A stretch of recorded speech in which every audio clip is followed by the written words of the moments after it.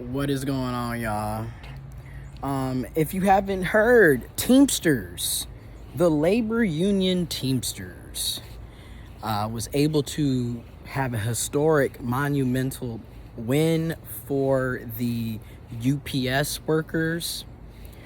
I mean, they were able to secure better wages, better pay. You feel me? On top of the fact that, also making sure that you have paid time off, also making sure you have healthcare benefits, also making sure you have work-life balance, also making sure that UPS workers, especially the UPS delivery workers, have air condition in the UPS trucks that they're driving so they're not having heat strokes and burning up while working. Again, labor unions matter. Labor unions work. Let me tell you a prime example. Not only did all this happen, but because of Teamsters Union monumental historic winning for the UPS workers, your beginning UPS worker, just starting out entry level, if you will, was originally making $15.50 an hour. Because of today's monumental historic worker rights labor union win, they went from $15.50 an hour to $21 just like that, starting out entry level at UPS, thanks to Teamsters labor union. So again, let it be known, if you are working class, which the vast majority of the people in the USA are working class, let's just keep it real. A lot of us keep trying to claim middle class. You're not middle class if you're living check to check. I'm just going to throw it out there. If you're living check to check and you don't know how you're going to pay bills and get food and keep a roof over your head, if you don't have the ability to pay your bills, still have money left over to save for investments, retirement, rainy day, and also still have money to go and do things that you want to do, like go to the movies, go on a vacation, get a haircut, buy a video game. If you can't do any of that, you are not middle class. A lot of us need to stop trying to say that we're middle class when we do not have the income or the assets to even claim that. Most of us, arguably, are working class people, okay?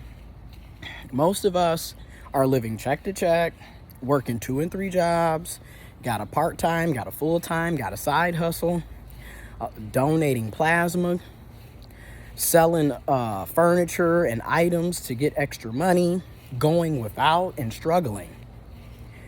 We working class. And arguably, there's a large portion of the working class that are working poor. Literally working poor to the point, you're working, but you're homeless or facing homelessness. And you're constantly below the poverty line or hovering over the poverty line. A lot of us are low income. So, again, for the vast majority of us, working class people in the USA, and really arguably across the world, period, labor unions are going to be the main way you're going to get a decent living, a decent pay, a decent wage, a decent salary, and healthcare benefits, such as, 100% employer paid healthcare. Yeah. PTO, paid time off. Yeah. How do you think you're going to get that? I'm very curious to how a lot of you think you're going to get this type of money in today's world without a suitable labor union. Just being honest, having pensions again. Pensions, y'all. 401ks are nice. Really, I would rather have a pension. But again, how do you think we're going to get that? Labor union. So if you have the opportunity, the resources, the support to unionize your job, your workplace, I strongly recommend unionizing your workplace.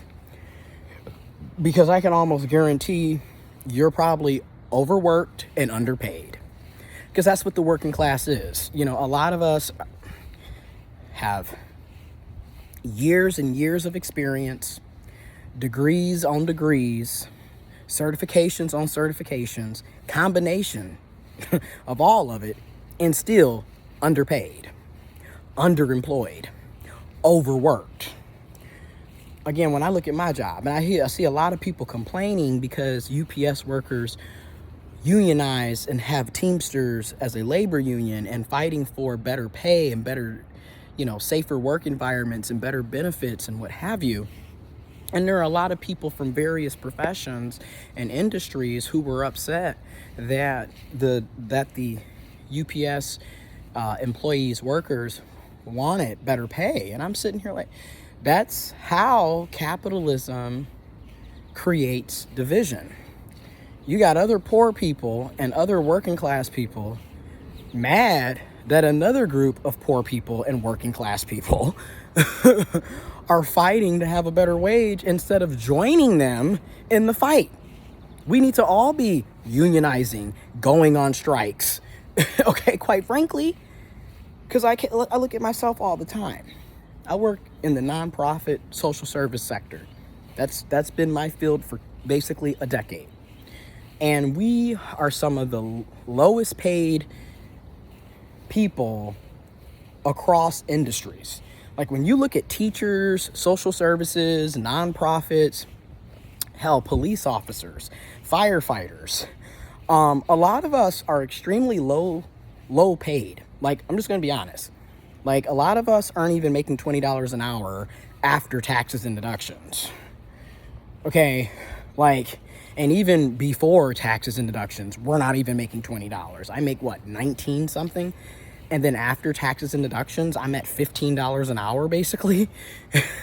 Like, that's not, I'm sorry, but in 2023, with today's cost of living and inflation, that $15 an hour is not money. That is poverty, paycheck to paycheck living. Okay?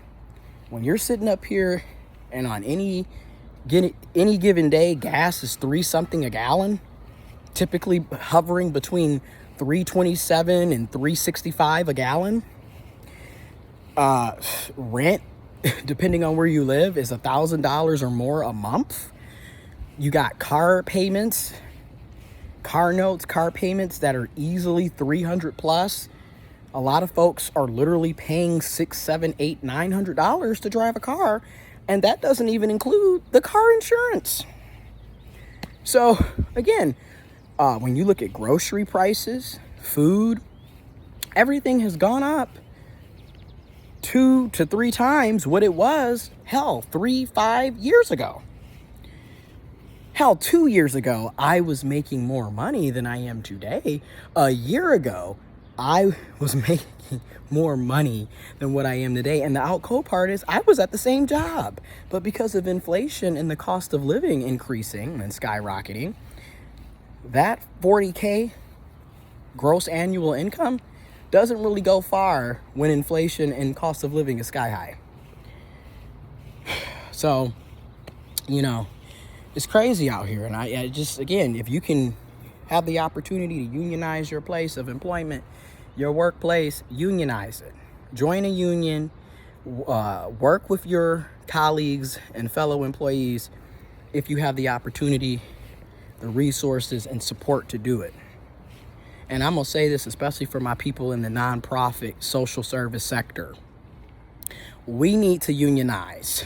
Because these nonprofits are I'm going to do a whole nother video, but a lot of these nonprofits are very skillful of guilt tripping people who work there because they know that a lot of us are empathetic and what the type of work that we're doing is truly dear to our heart. So they use that against us to manipulate us into doing all of this work and never receiving a quality pay. I mean, a lot of us who work in nonprofit, you already know, you get hired in to do a job, but end up having the responsibility of 3 to 4 people. So 3 to 4 employees, you're doing that amount of work for 3 to 4 people. It's ridiculous, and you're only being paid for one. In my situation, it's really ridiculous considering that I literally have 2 job titles and I'm still paid so lowly. And mind you, been here a year and a half, going on 2 years, and have yet to get a raise. So again, a lot of us are just kind of like, you know what?